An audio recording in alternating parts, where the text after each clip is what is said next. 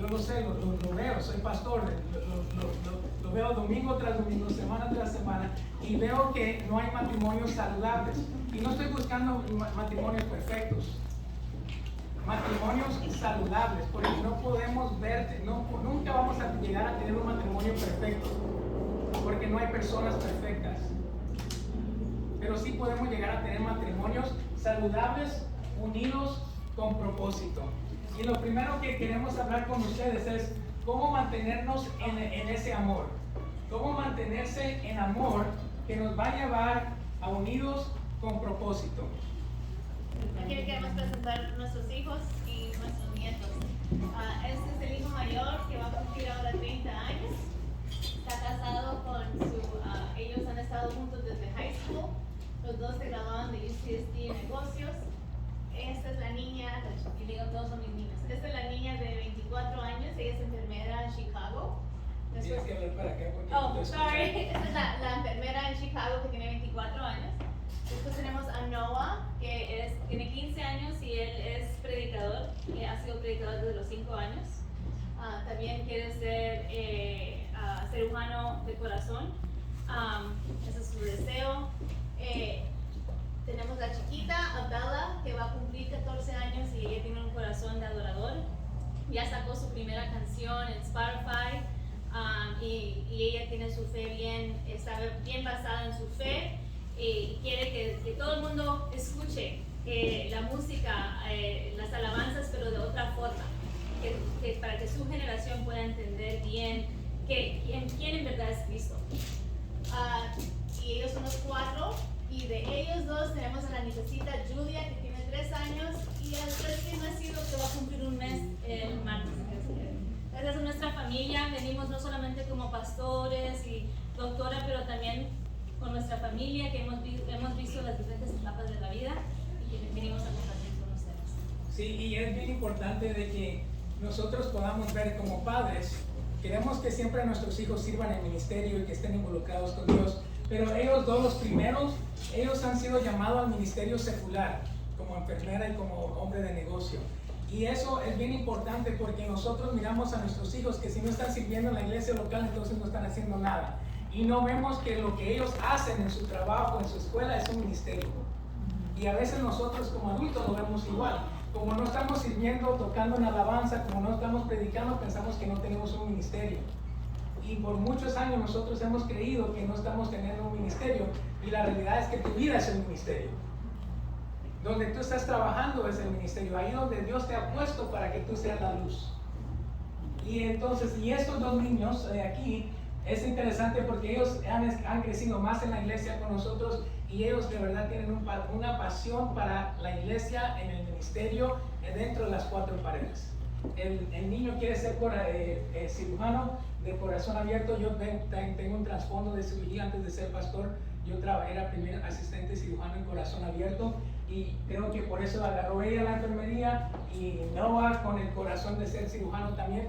Pero vienen en un contexto de que ellos tienen que la teología es bien importante también, y quiere hacer su maestría en Fuller para que él pueda llegar a entender cómo Dios trabaja en nosotros.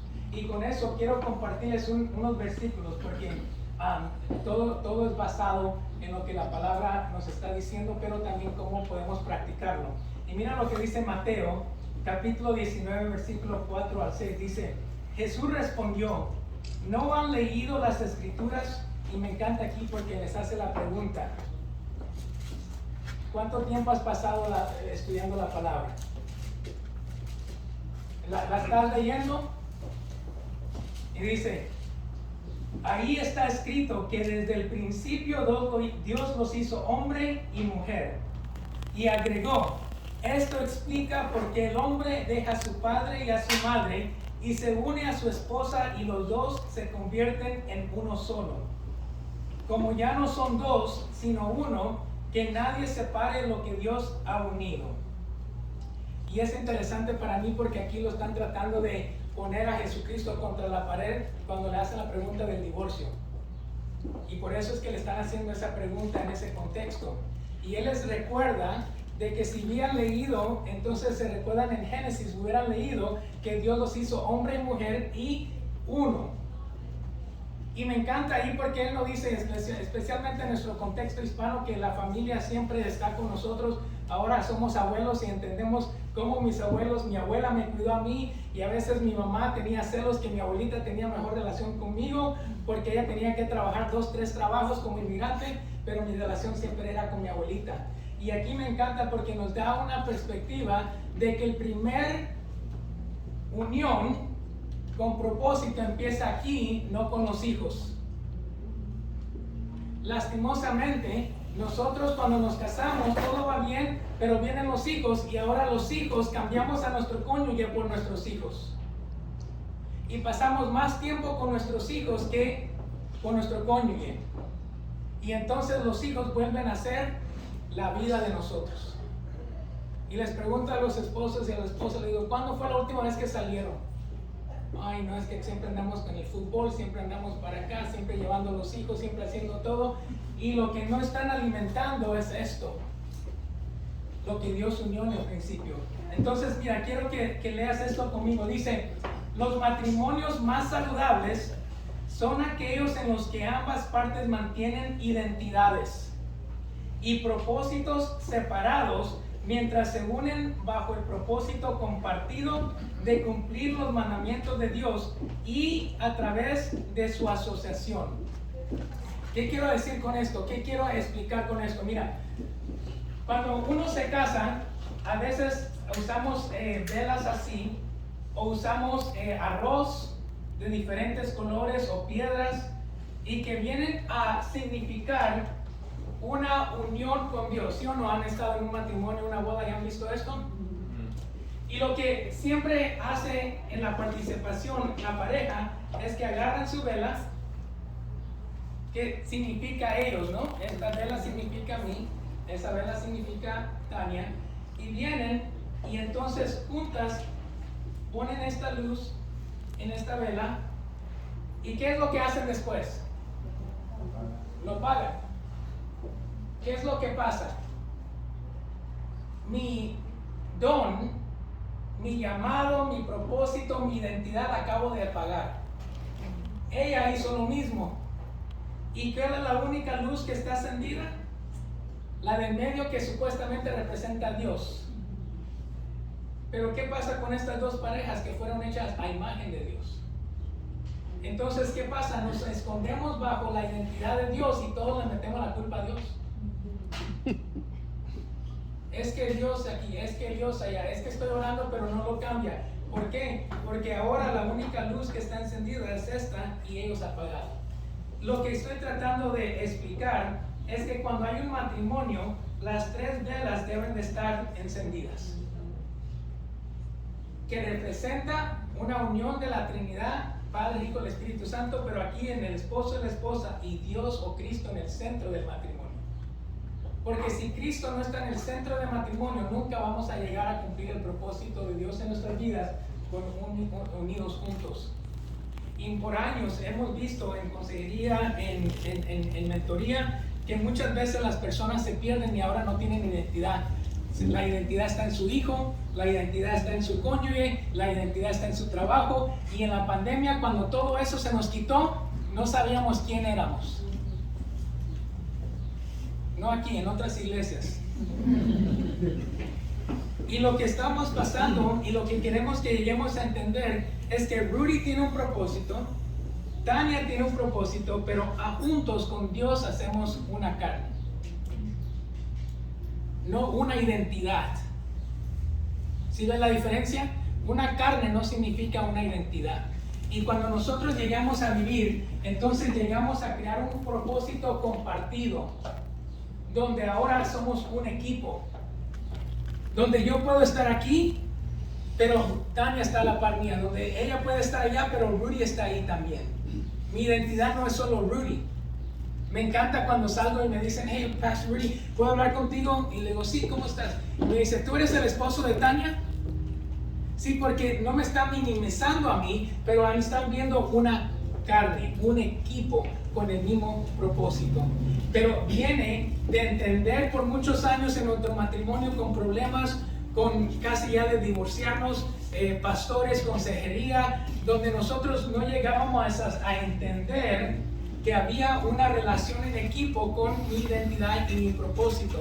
Tania no se puede esconder bajo mí, yo no me puedo esconder bajo Tania, pero juntos salimos adelante. Cuando hacemos esto y apagamos estas velas, solamente queda esto, en verdad lo que hace es que crea una relación codependiente. Que yo estoy como, es como así, que los dos estamos como así. Y así, no sabemos caminar solos y hacer la esencia de nosotros. Y eso no es una relación saludable y lo vemos mucho en nuestra cultura hispana. La mujer no hace nada sin el esposo no hace nada con la esposa, si el esposo no la maneja, ella no sale. Si el esposo no va, ella no va. ¿Por qué? Porque están codependientes de ellos y entonces limita el crecimiento de cada persona. Tengo una pareja que les hice la consejería prematrimonial y tienen como 26 años, los dos creyentes, líderes en la iglesia, y hablamos todo esto, pero se casaron y ellos no hicieron lo de la vela, ellos fueron a México y pues, intercambiaron frijolitos. Entonces ya tienen 6 meses de estar casados y ella me escribió, puedo tener otra cita. Digo, ¿qué pasa? ¿Qué está pasando? Y me dice, sabes que yo me siento perdida. Y digo, ¿por qué no me puedo encontrar? Desde que me casé, como que me siento perdida, no encuentro mi ritmo. Entonces yo le dije eso, ¿apagaste tu vela?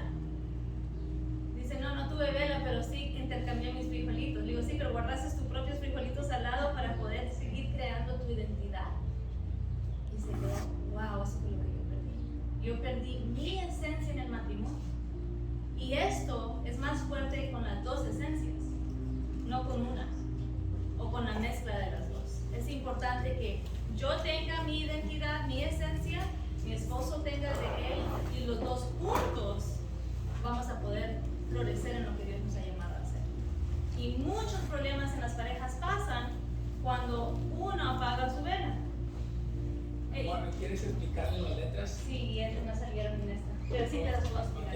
Entonces hay la letra A que estaba hablando, que es como así, ¿verdad? La A, y hay un palito entre nosotros dos. Pueden imaginarse una A, la letra A, como este palito. Y esto es una relación codependiente, que los dos como que no tenemos nuestra propia esencia. Y lo que pasa es que en el momento que yo empiece mi esencia, ¿qué pasa con él? Se cae o se tiene que levantar, pero no es saludable. Estamos solamente como agarrados por los hombres, pero por el poquito del matrimonio, en verdad, ese palito. Después tenemos la H, que eso lo vemos mucho en esta cultura ahora. La H es él bien parado, yo bien parada, así, sí, H.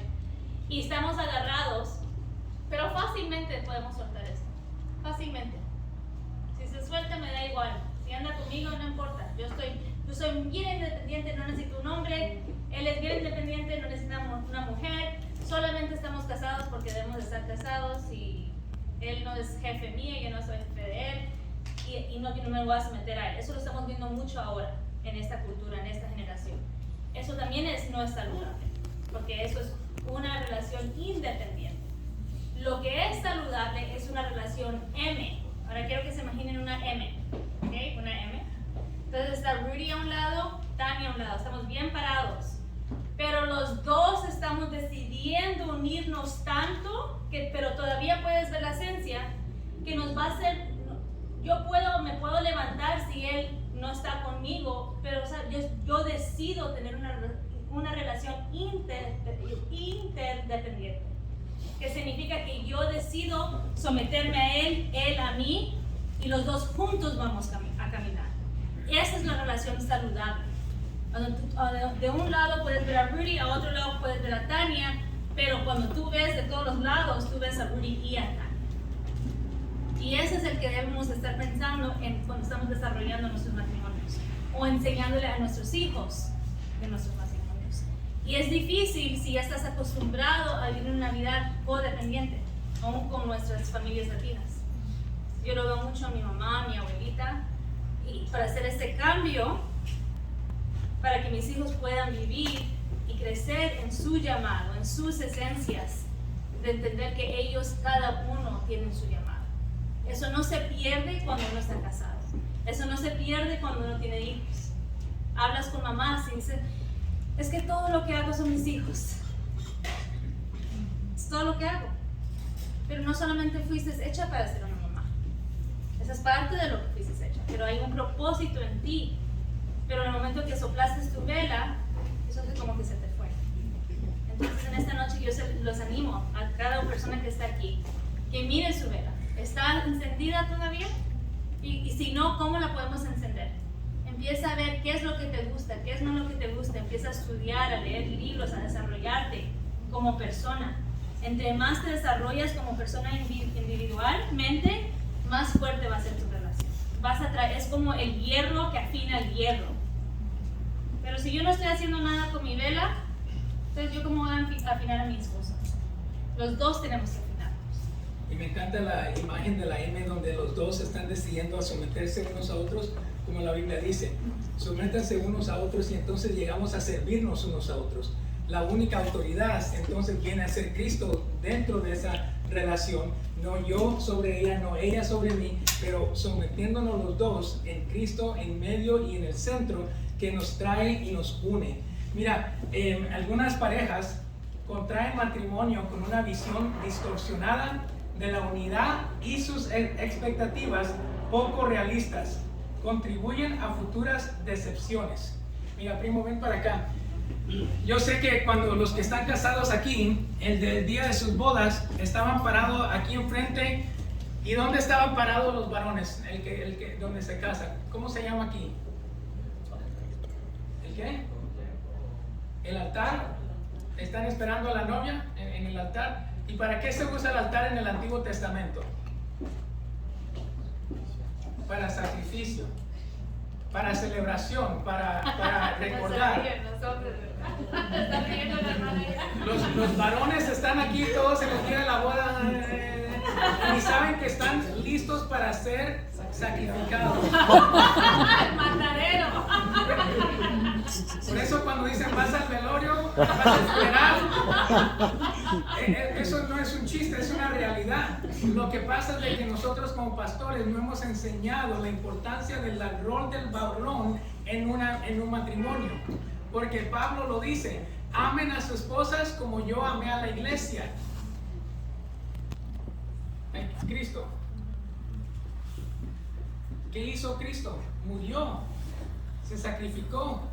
Y entonces esta es la imagen de ese versículo, que está el varón aquí parado en el altar esperando que la novia venga y dice, yo ya no vivo porque estoy muriendo. ¿Para qué? Para que la novia, la boda, sea la que esté sin mancha, sin arruga, linda, bonita. ¿Y qué pasa cuando nos casamos? El varón aquí ni sabe lo que está haciendo y ya está pensando en la noche. Ya está pensando, espero que el hotel esté listo, espero que ya estemos listos. ¿Pero por qué? Porque la realidad no ha entendido, porque no ha entendido las expectativas de una realidad de que como varón yo tengo que morir para que mi esposa sobresalga, para que mi esposa sea la que se ve más bonita que yo. Pero no lo hacemos nosotros de esa manera. Mira, yo visito muchas iglesias, tengo 120 iglesias, y ando viajando y siempre veo a la mujer, y yo siempre estoy viendo el matrimonio de la mujer y veo a la esposa, porque ese es el primer ministerio del esposo. Y lastimosamente te voy a decir que yo veo muchas esposas descuidadas, cansadas, enojadas, molestas, porque esta unión está faltando. Y yo siempre voy y digo, el varón aquí, porque ni sabes qué, tu relación con Dios de varón va a reflejar en tu relación con tu esposa.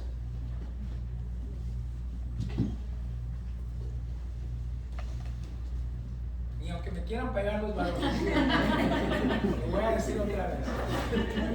Pero esa es la realidad. Mira, gracias, primo. Mira, yo la única pregunta que tengo yo para Adán cuando yo voy al cielo, le voy a decir, Adán, ¿por qué no quitaste a Eva fuera de ese árbol? ¿Qué pasó? ¿Te enojaste con él? Estaban peleados, no fueron al cine, no la llevaste, no la sacaste, si estaban enojados. Estabas tan preocupado de complacerla a ella y no a Dios, hacerle caso a Dios, que te digo que no comieras ahí. ¿Qué pasó, Adán? ¿Dónde estuvo tu liderazgo? Adán, ¿dónde estuvo tu compromiso con Dios? Adán, tú lo viste hacer todo, tú estabas ahí, Adán. ¿Qué pasó? ¿Por qué no le pudiste guiar y decir, no, mira, Dios me dijo que no comiéramos de este árbol y mejor vámonos, hagámosle caso a Él? Pero muchas veces nosotros varones estamos siempre de complacer a la mujer, que ni la complacemos a ella ni le complacemos a Dios. Y esa es la única pregunta que yo le tengo a Adán cuando llegue al cielo. Adán, ¿qué pasó? ¿Qué pasó? Tengo otra pareja. Tenemos muchas parejas, entonces tengo de dónde sacar, ¿ok? Y son experiencias actuales. Esta es una pareja pastoral que el esposo hace lo que tenga que hacer para que la esposa no se lo dé. Entonces, imagínense cómo él le ha enseñado a sus hijos. Ay, no, mientras mamá está bien, está. ¿Qué clase de liderazgo es eso? Eso no es algo que Dios nos ha enseñado. Lo que están haciendo es que están acomodando y enseñándole a toda la familia que tienen que alcahuetearle el mal comportamiento de la mamá. Ellos son pastores. Y eso es una relación que no es saludable. Porque entonces el varón está perdiendo su voz solo para mantener la paz, según la paz. Pero eso no es paz real. Eso es una falsa percepción de la paz. Porque el paz es cuando los dos tenemos voz en nuestro matrimonio y podemos llegar a un acuerdo, ¿no? Que él se calle para que yo esté bien todo el tiempo. Porque eso significa que entonces la esposa no ha desarrollado emocionalmente la manera de poder responder bien a las diferentes situaciones. Entonces tenemos que tener eso también, otra vez a nuestra familia latina, tenemos que tener cuidado de no acomodar cosas para que todo aparentemente esté bien, porque eso después va a explotar, y va a explotar feo. Aún pastores, líderes, va a explotar porque el enemigo sabe que debajo de esa falsa percepción, él sabe que las cosas están mal. Y entonces le estás modelando a los niños que debemos todos acomodar para mantener la paz. Eso no es lo que vino a hacer Jesús. Si ves la vida de Jesús, Él habló, Él enseñó, aun si la gente se enojaba, para hablar la verdad, para traer sanidad y restauración. ¿Cuántas veces ese pastor, ese varón, no ha tenido la oportunidad en su matrimonio de traer sanidad, pero por no mover las cosas, mejor calladito, se ve más bonito? Pero es una mentira del diablo, porque está perdiendo él su voz y los hijos su voz, para que la mamá todo esté bien. Me encanta. Entonces, ¿cómo llegamos nosotros a crear una unión con propósito? Mira lo que dice Efesios 5:25, dice: para los maridos eso significa: ame cada uno a su esposa tal como Cristo amó a la iglesia. Él entregó su vida por ella, así como lo vimos aquí con Primo. Pero mira, por muchos años nosotros hemos visto que el esposo está aquí y la esposa no se ve. Porque siempre el enemigo del mundo siempre ha dicho: atrás de un gran hombre hay que. Pero eso no es bíblico, porque la Biblia dice que somos una carne. Entonces yo digo, a la par de un gran hombre hay una gran mujer, porque la mujer nunca fue hecha para ser escondida o para poner abajo. La Biblia lo sacó, dice en Génesis que le sacó de la costilla. Están a la par, a la par. Entonces, si yo llego a entender lo que la Biblia me está enseñando, lo que el apóstol Pablo está escribiendo, y esa imagen que nos ve de Cristo como el novio de la iglesia, entonces yo estoy viendo que aquí hay una unidad donde somos una carne y estamos caminando en propósito para lo que Dios tiene para nuestras vidas. Muchas veces cuando vienen a consejería dicen: la mujer lo único que quiere saber es: yo quiero ser liderada, quiero saber a dónde vamos, quiero saber lo que Dios está haciendo. Mira, a mí me pasaba, llegaba yo al altar, cada domingo lloraba y todo, y regresaba y me metía al carro y como si nada hubiera pasado. Y en uno de esos domingos el Espíritu ya estaba sentado en el carro y me dice, dile a tu esposa lo que estoy haciendo en ti. Y yo le digo, no. Y me dice otra vez, dile por qué estás llorando. Dile por qué fuiste al altar. Y yo le digo, no. Y al fin, ustedes saben que el Espíritu, Dios siempre gana.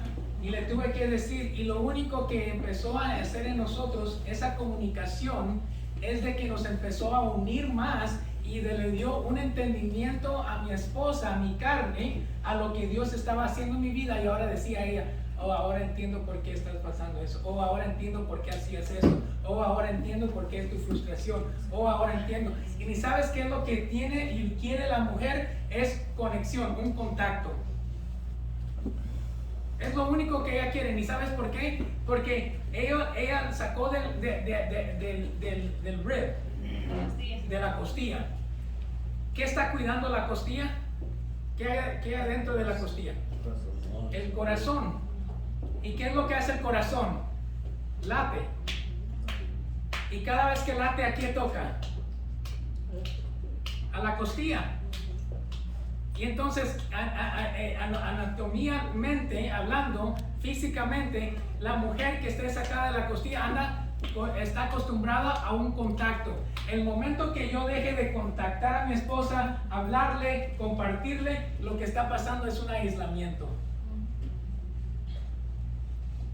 ¿Y sabes qué cambié yo cuando llegué a la casa? Trabajaba en cirugía, tenía toda excusa, después de 5 cirugías, tenía toda excusa para estar cansado, para no hacer nada en la casa, y llegaba, y el Espíritu Santo me dijo, mira, tú qué bien que sirves en la iglesia, pero no sirves en tu casa. Y le dije, ¿cómo, Señor? Si mira, no sabes que vengo al trabajo, vengo cansado. Sí, pero ahí es donde está tu primer ministerio, ahí es donde debes de llegar al 100%, no al 20%. Porque das el 120% afuera, pero aquí das lo mínimo. Y empecé a tener mi primera práctica. Yo entro a la casa, veo a los niños, no saludos a ellos. Mi pregunta a mis niños es, ¿dónde está mamá? Arriba, en la oficina. Ok. Y yo voy a mi esposa y le digo, buenas tardes, amor, ¿cómo estás? Ya después regreso y le voy a dar un beso a mis hijos.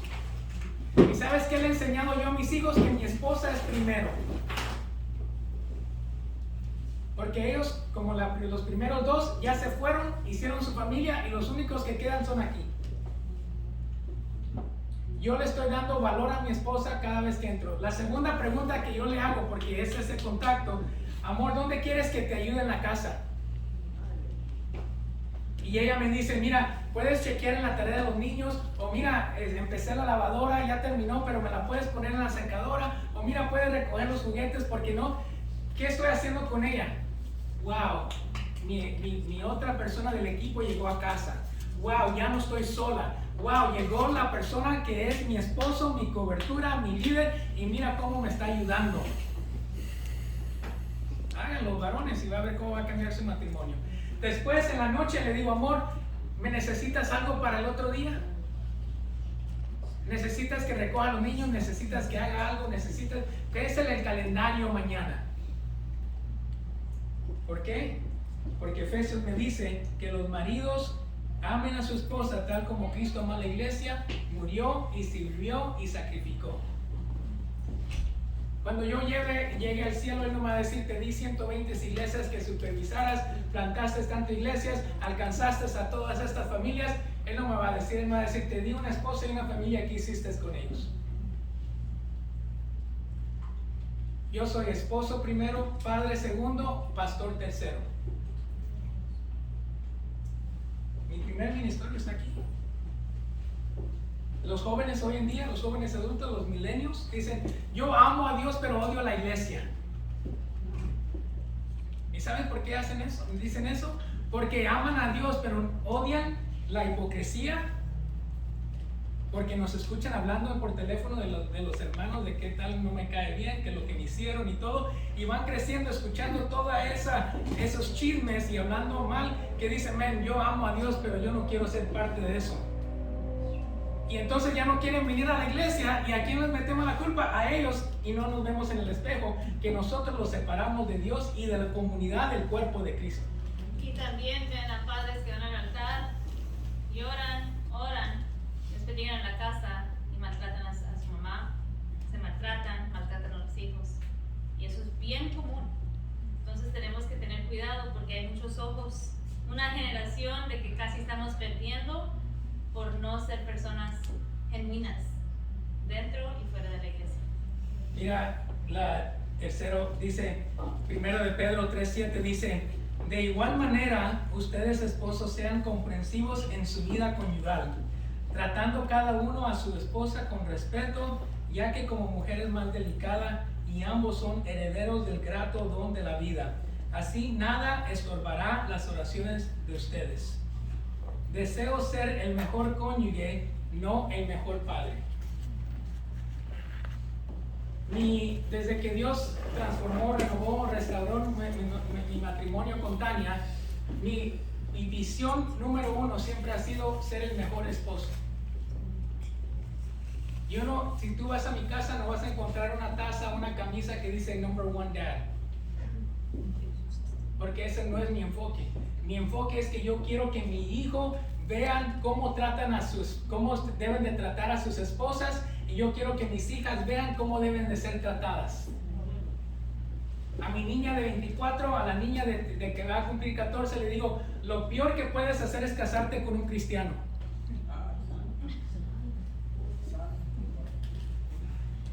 Cásate con un hombre de Dios. Cristianos hay muchos. Ya no necesitamos cristianos, necesitamos discípulos. Jesús dijo, no, vayan y hagan cristianos. Él dijo, vayan y hagan discípulos.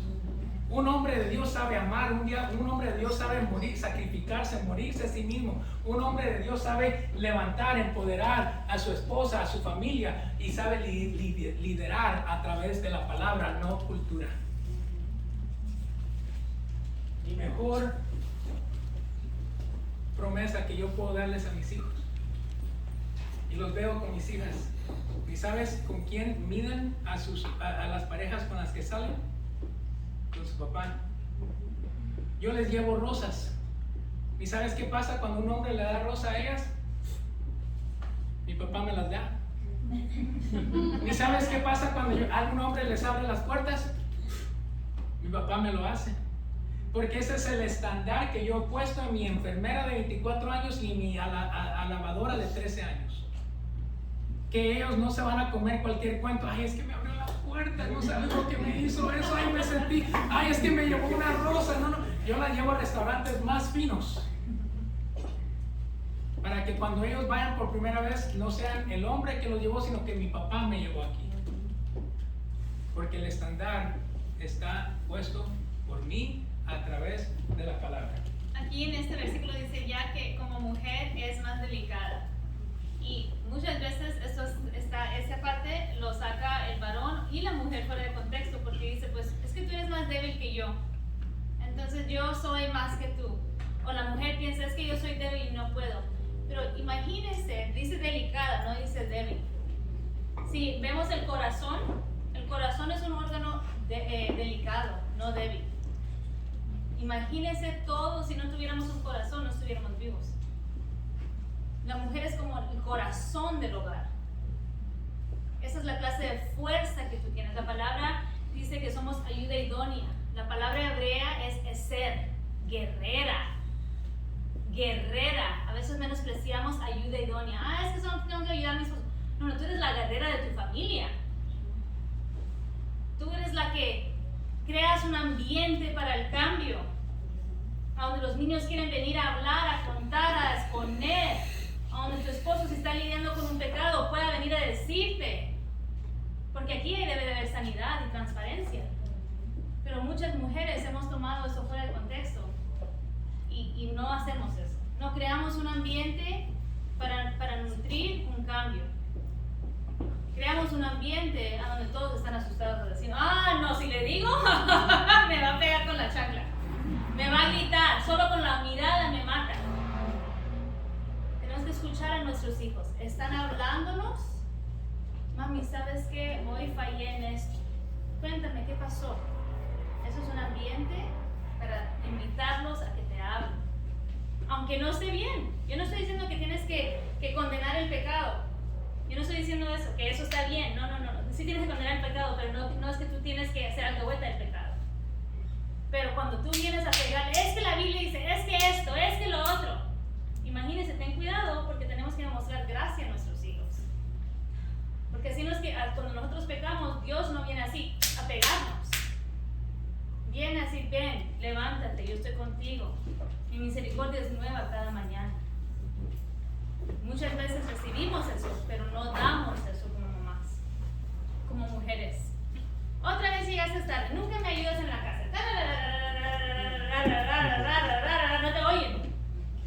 Solo oyen. Ahí va otra vez con la cantaleta, como decimos en Colombia. Ahí va otra vez, como un disco rayado. En vez de cambiar, si eso es algo que está pasando, cambia el método. La mujer sabia edifica su casa, no dice que el hombre es sabio. La mujer sabia. Ahí sí te digo que la mujer calladita sea más bonita. Ahora, no es que pierdas tu voz, es que tienes que saber cuándo hablar y no hablar. El Espíritu Santo te va a guiar, te va a dar la sabiduría en cada temporada de tu vida. A veces quiero, ¡ay! Y así lo hacía en el principio. Y ahora, ¡ay! Mejor calladita, voy a mi cuarto. Ok, Señor. Y ya quiero volver a decirle al Espíritu Santo, no te preocupes, déjame que yo ya le hablé. Y yo, nah. Y después viene él y me dice, perdóname, amor. Sí le habló el Espíritu Santo, yo no tuve que hablar. Eso es convicción, eso nos regaña de las cosas. Recuerden que nosotros como mujeres somos el corazón de nuestro hogar. Me encanta aquí esta parte que dice, son herederos del grato don de la vida, así nada estorbará las oraciones de ustedes. Imagínense cuántas oraciones nosotros como esposos hemos estado orando, pero porque no hay una unidad, no hay una unión, nuestras oraciones no están llegando al Padre. Porque hay muchas cosas que están estorbando esa conexión, porque la cabeza del hogar es el hombre, espiritual, protección, todo lo que pasa tiene que pasar aquí. Y muchas veces nosotros como varones no nos damos cuenta que tenemos puertas abiertas que está dejando entrar el pecado a nuestro hogar. Hay relaciones quebrantadas que están entrando en nuestro hogar y esas oraciones no están llegando y están siendo estorbadas por las puertas que tenemos abiertas. Me encanta otra vez con Adán. El pecado no entró por Eva. Eva comió del fruto, nada pasó. Dice que después se lo dio a su esposo. Y por eso le tengo la pregunta, ¿por qué no la quitaste? ¿Tú estabas ahí? Esa es la palabra que se lo dio. Y dice que él comió. ¿Y qué pasó? Los ojos se les abrió. ¿Por qué? Porque la responsabilidad, la autoridad, la cobertura es el hombre. Y cada vez que yo veo un hogar, mi primera pregunta para el varón es, ¿cómo está tu relación con Dios? ¿Cómo está tu pecado? ¿Qué puertas tienes abiertas? Porque si la Biblia es correcta, y todos creemos que la Biblia es correcta, entonces nos va a dar una luz a nuestra vida, a nuestro corazón, para tener reflexión y ver lo que está pasando en mi vida y corazón. Unidos con propósito, llegamos a entender que tenemos que mantenernos en amor. ¿Preguntas o comentarios? ¿Están asustados? Pude elaborar un poco más, hoy que mencionaron bastante la palabra esencia.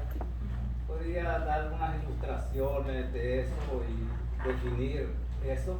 Y la otra es, en cuanto a la cultura de nosotros, pues yo también vine bastante joven acá. Y hay cosas positivas también en la cultura de nosotros, ¿no? Todo entre los matrimonios y cómo vemos el mundo, que podemos también reafirmar. Excelente observación. ¿Quieres hablar de la esencia? Sí, la esencia, por ejemplo, mi esencia, antes de que yo me casara con mi esposo, a mí me encantaba, yo tenía el don de hospitalidad, me encantaba tener a las personas en mi casa, servirlas, me encantaba reírme, me encantaba tener relaciones en comunidad y después me vengo a casar, yo soplé mi vela y a él no le gustaba eso. Entonces yo pierdo mi esencia y como por 3 años yo no hice eso porque él tenía que lidiar con sus propias cosas porque es su creencia. Su papá le dijo, los amigos no son buenos, no confíes en nadie. Entonces eso viene, entonces yo en vez de tener mi vela prendida y hablarle y mostrarle por qué eso es importante, yo lo apagué, ok, vamos a hacer lo que tú dices, pero mientras tanto, eran 3 años donde mi esencia no estaba en ese matrimonio, completamente.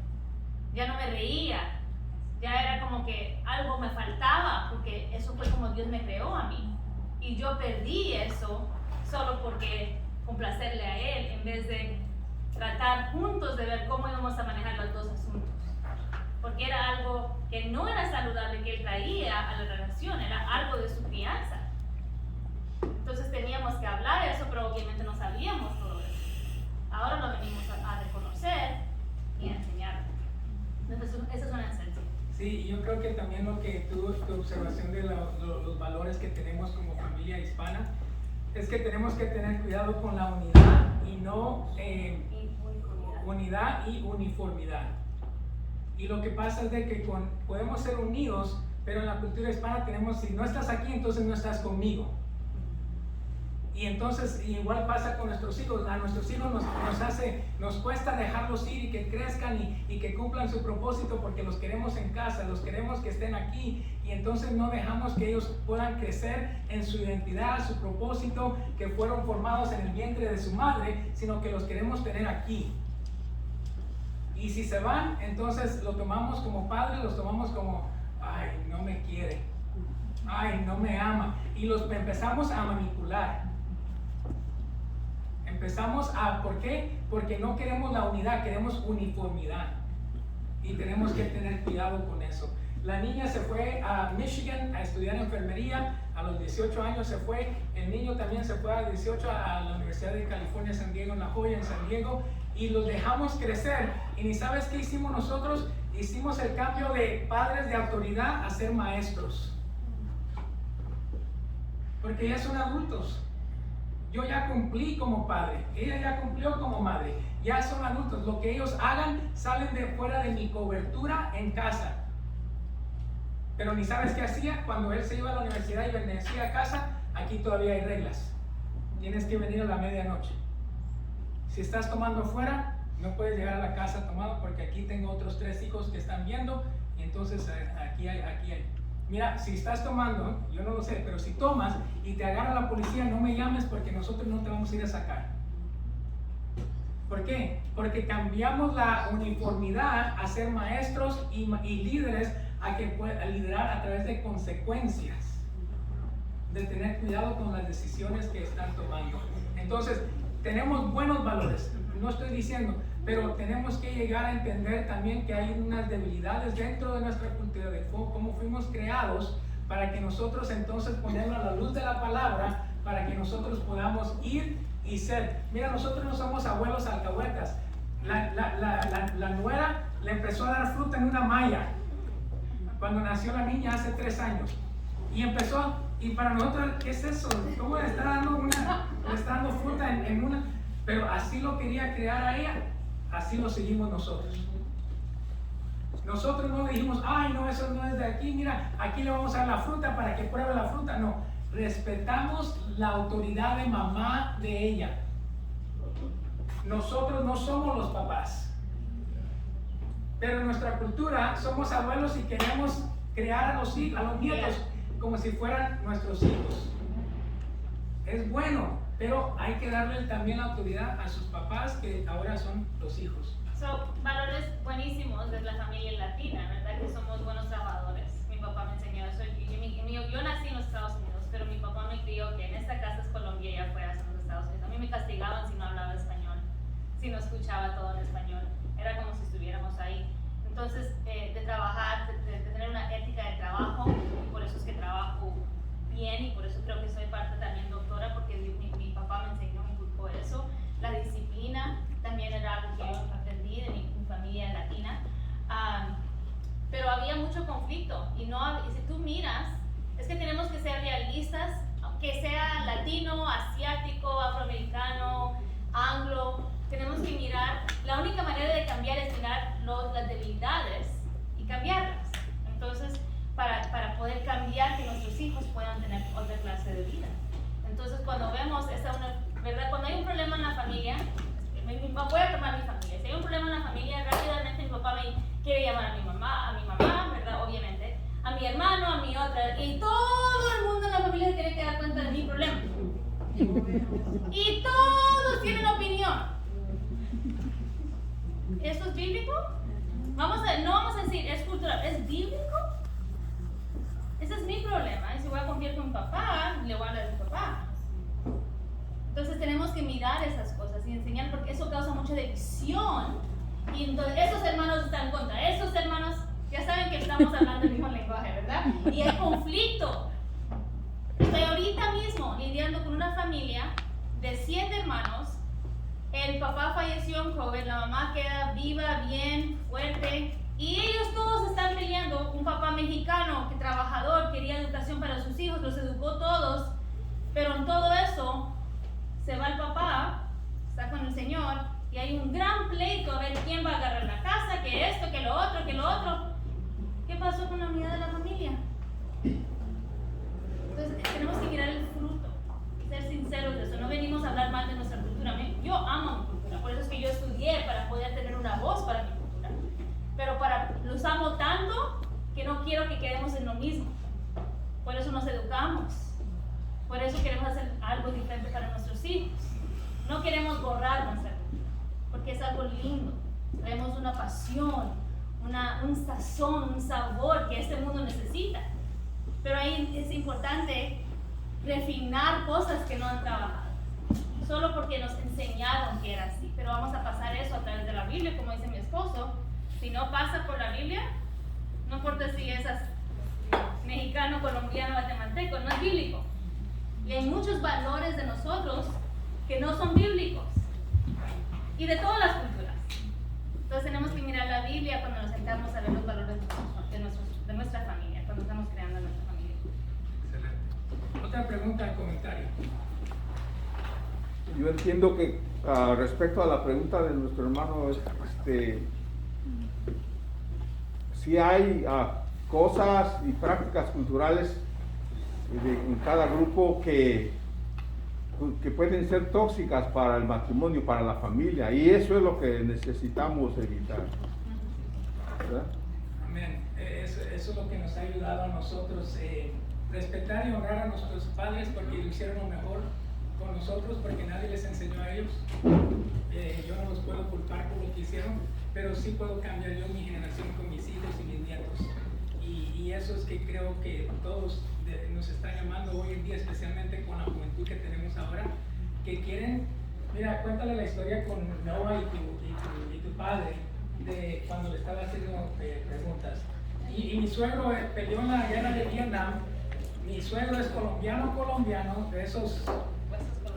Tiene su bandera en el carro. Sí. Ok, entonces mi papá, cuando yo estaba creciendo, ¿verdad? Si mi papá me decía algo, yo lo hacía. Y sí, señor. En mi cultura colombiana es sí, señor. En Guatemala eso es mala educación. Entonces imagínense, aún en las mismas. Pero mi papá me decía, Tania, no hagas eso, sí, señor. Tania, haz eso, sí, señor. Eso, sí, señor. Ni le preguntaba por qué, no podía ni entender. Yo lo hacía, es respeto.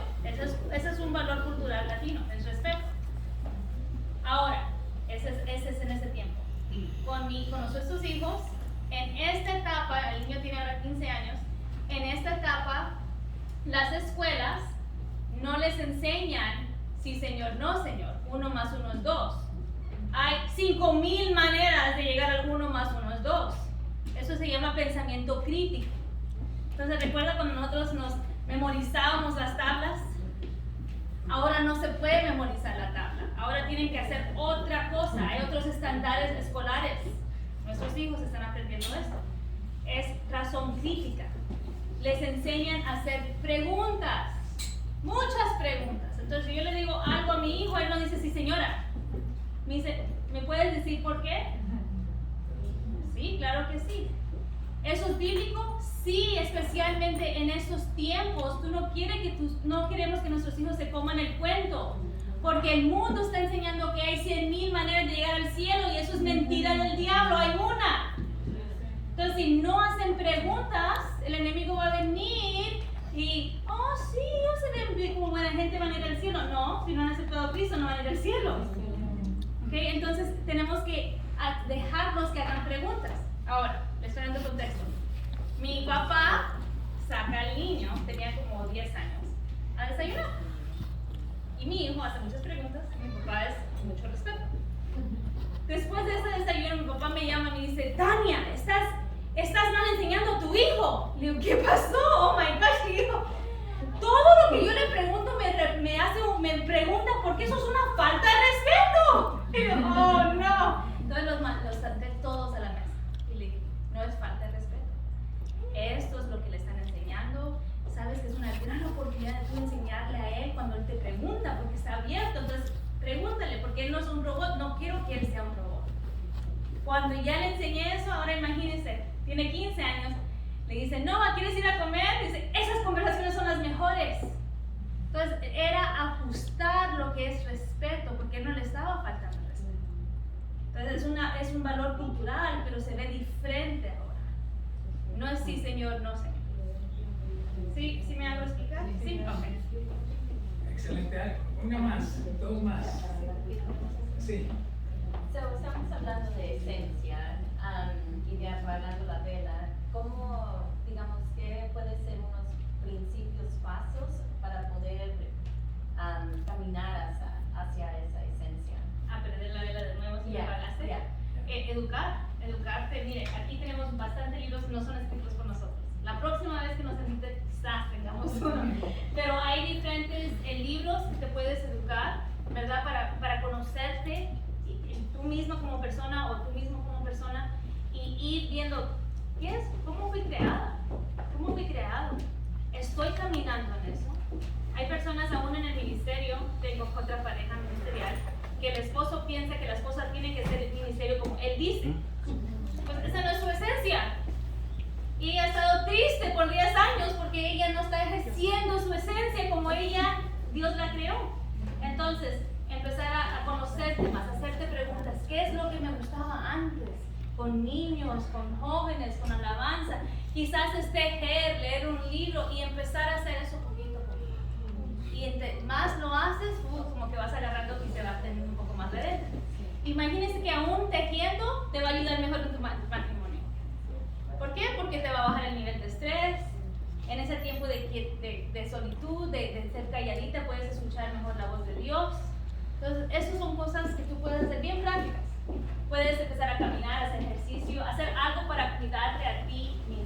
Y también soñar. Empezar a soñar con tu esposo o la esposa. Empezar a decir, mira, a mí antes me gustaba hacer eso, pero ya tengo años de no hacerlo porque estaba ayudando en esta temporada haciendo esto. Me gustaría empezar a hacerlo otra vez. Yo creo que eso también ayuda. Yo tengo una práctica, yo salgo de citas con mi esposa, con mis niños toda la semana y les hago 3 preguntas. Anótenlas, varones, esto les va a ayudar a traer esta conexión otra vez. Yo les pregunto, ¿qué estoy haciendo bien? Pregunto, ¿qué está haciendo bien, papá? Y ellos me dicen, papá, mira, ya no te estás enojando mucho.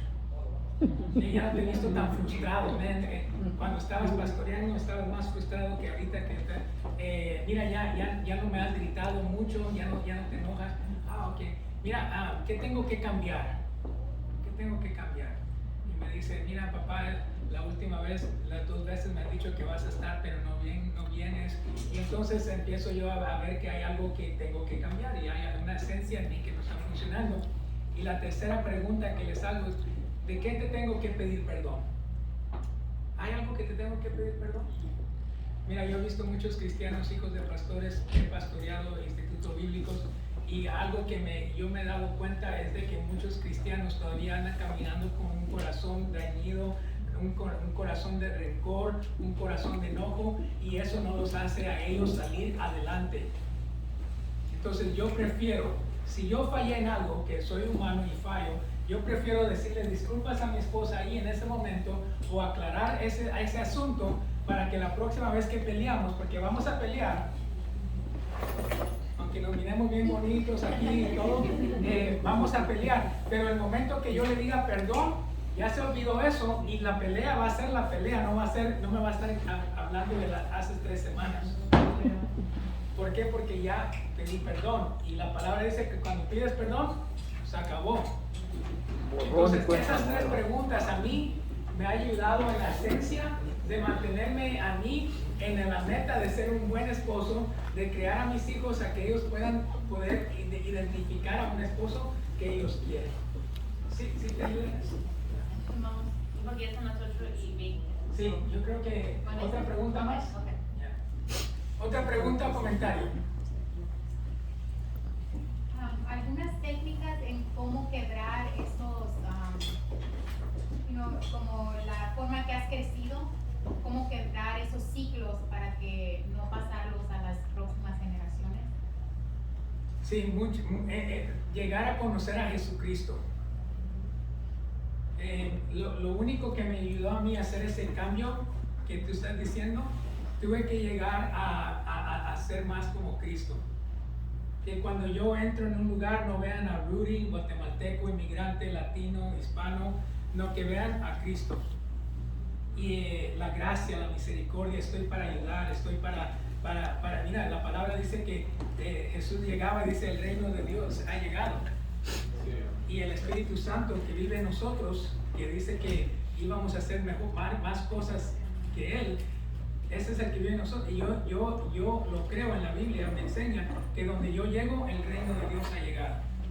Y que yo soy llamado a ser de bendición o maldición.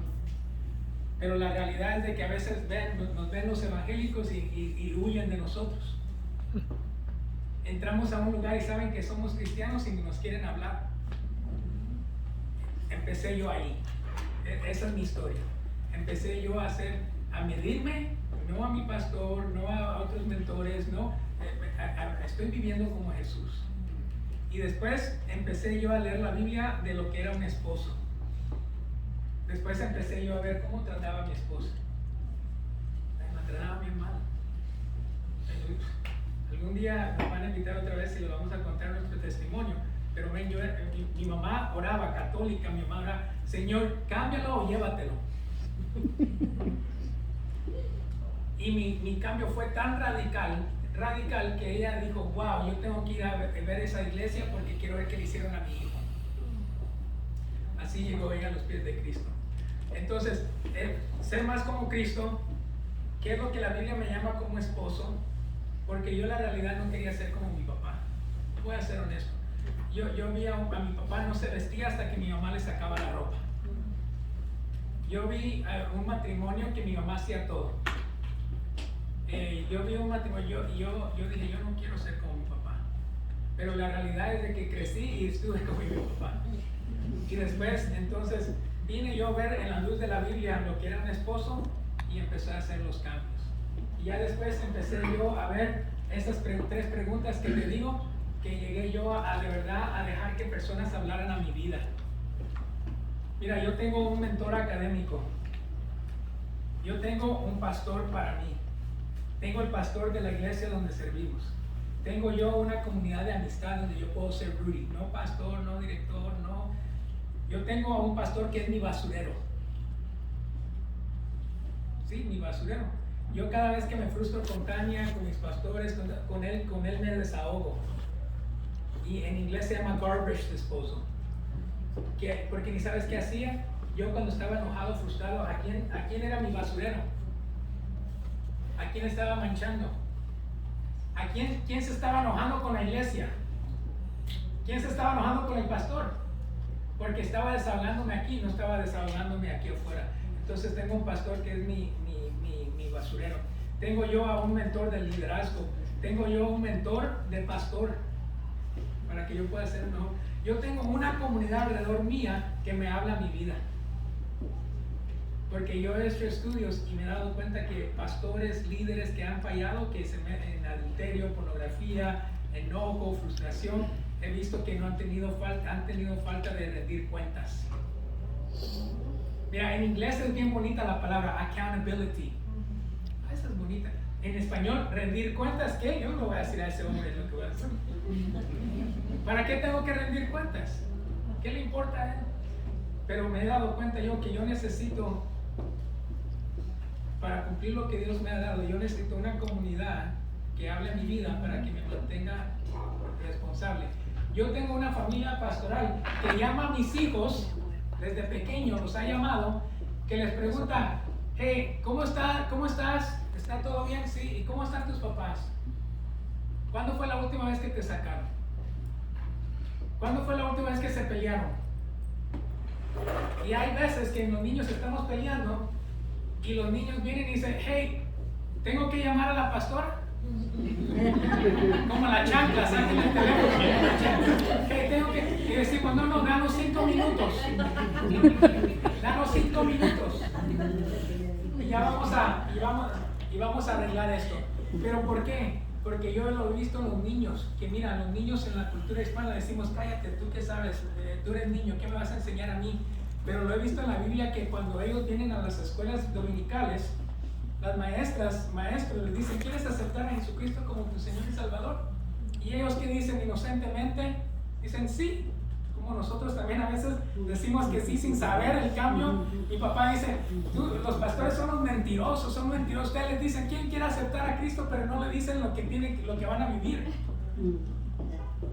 Solo dicen, levante la mano, pero no les dicen los sacrificios, los cambios de vida, lo que viene, las batallas. Bueno, esa es otra historia. Pero los niños vienen y le dicen, cállate, tú que sabes nada. Pero cuando ellos reciben a Jesucristo como su Señor y Salvador, ¿qué pasa cuando una persona dice, acepta a Jesucristo? El Espíritu Santo viene a vivir. En la Biblia yo no he visto que hay un espíritu de niño o un espíritu adulto. No, la Biblia me enseña que hay solo un espíritu. Y eso significa que aunque el niño sea 6 años, 10 años, yo tengo 40 años y yo acepto a Jesucristo, ese mismo Espíritu Santo viene a vivir en cada esa persona. ¿Y qué pasa? Van creciendo los niños y ahora no hablan. ¿Por qué no me hablas? Vamos en el carro, no me hablas. Tú no me compartes nada. Y decimos, pero toda la vida le has dicho que se cae y ahora quieres que hable. ¿En dónde aprendió esos hábitos? ¿De dónde aprendió a hablar? Si tú le has dicho que se cae, solo va creciendo. Entonces, tenemos que llegar a entender que tenemos que ir a la Biblia, tenemos que ser un poco de Jesucristo, y esas 3 preguntas me han ayudado a mí a rendir cuentas, a que hablen a mi vida, para que yo no pueda fallar o regresarme a ser como mi papá o como la cultura. Yo quiero añadir algo prácticamente de parte de consejería. Si en verdad quieres romper ciclos de tu vida, para que tus hijos no lo vivan, hazte un inventario de tu vida. No necesitas ir a un consejero, si quieres puedes ir, pero tú tienes el Espíritu Santo. Y hazte un inventario, toma tiempo a solas y empieza a escribir cosas que tú pasaste de dolor de tu niñez. Cosas que te dijeron, que tu papá, tu mamá te hicieron, que los niños hicieron. No estás como echándole a nadie en cara nada, estás haciendo un inventario de tu vida. Entonces tú vas viendo, oh, eso es wow, y vas a ver que hay algunas áreas que vas a empezar a llorar porque están guardadas, pero cuando tú invitas al Espíritu Santo en esta jornada contigo, Él empieza a resaltar cosas y entonces ya eso va a traer sanidad, y ya cuando hay sanidad, eso ya empieza a romper ciclos. Eso es una manera. La segunda manera es identificar las debilidades en tus niños que son las tuyas. ¿Qué es lo que tus niños hacen que, yo, mi hija, pobrecita, sacó lo de la mamá, ¿verdad? Pero no solamente digo que pobrecita sacó lo de la mamá, yo voy y hablo con ella. Digo, mamita, ¿sabes qué? Cuando yo tenía tu edad, yo hacía esto. Y esto es lo que me llevó a hacer esto. Y esto, y esto. Entonces yo quiero caminar contigo, ayudarte para ir cambiando ese patrón en tu vida. Es otra manera de romperlo para que no siga. Pero la única es, en verdad, enfrentar eso y dejar que eso venga a la luz. Si hay abuso sexual, buscar ayuda y ser sana completamente de eso, porque eso es algo que el enemigo lo agarra, y eso sí es una maldición que pasa de generación en generación, porque Y normalmente vemos que hay una historia que le pasó en la familia, después a otra familia. Normalmente no solamente es una persona que le pasa. Entonces, otra vez, buscar sanidad. Y si no lo puedes hacer sola, nosotros te podemos ofrecer esa consejería. Y no estoy tratando de vender consejería, sino que es muy importante ser sana. Las cosas que yo pude romper en mi vida, lo hice en comunidad, primero con el Espíritu Santo. Las cosas que no podía era con comunidad, con mi pastora, con una consejera, para sacar completamente eso. Si ven dos esencias diferentes, que no significa que yo estoy correcto o que ella es correcta, pero son maneras de la esencia de cada uno para navegar esta jornada que se llama la tierra. Y estamos en el proceso de santificación y no vamos a llegar a ser santos hasta que lleguemos a Cristo y escuchamos la palabra bien hecho, ser siervo fiel. Y recuerde que la palabra nos enseña que aquel que es Dios, ¿verdad? Que Cristo, que empezó el ahora en nosotros, lo terminará. ¿Pero cuándo? Cuando venga Cristo Jesús. Eso significa que cada día debemos estar caminando mejor mañana que ayer. Y si no, porque hay algo que te está, ok, entonces mira qué es lo que te tiene estancado, pero debes de seguir caminando cada paso para mirarte más como Cristo. Y lamentablemente, no aquí, en la iglesia en general, vemos que tenemos cristianos que vienen a Cristo por 30 años, han estado y tienen la misma maña, amargura, resentimiento que tenían cuando vinieron a Cristo. Entonces, ¿a dónde está la transformación? Porque no solamente es venir a orar y ayunar, algunas cosas sí, pero también hay procesos. ¿Por qué estoy enojada? ¿Por qué tengo que pedir perdón? ¿A quién? ¿Y por qué tengo que ser obediente? ¿Qué hay en mí que está? Salmo 139:24, escudriña mi corazón, Señor. Y si hay algo ofensivo en mí, sácalo a la luz. Tienes que pedirle perdón. Oh, yo no quiero pedirle perdón. No. Te lo estás pidiendo, te está diciendo, hazlo. Y eso rompe ciclos. Y tener conversaciones con tus hijos ayuda a romper ciclos. ¿Alguna otra pregunta?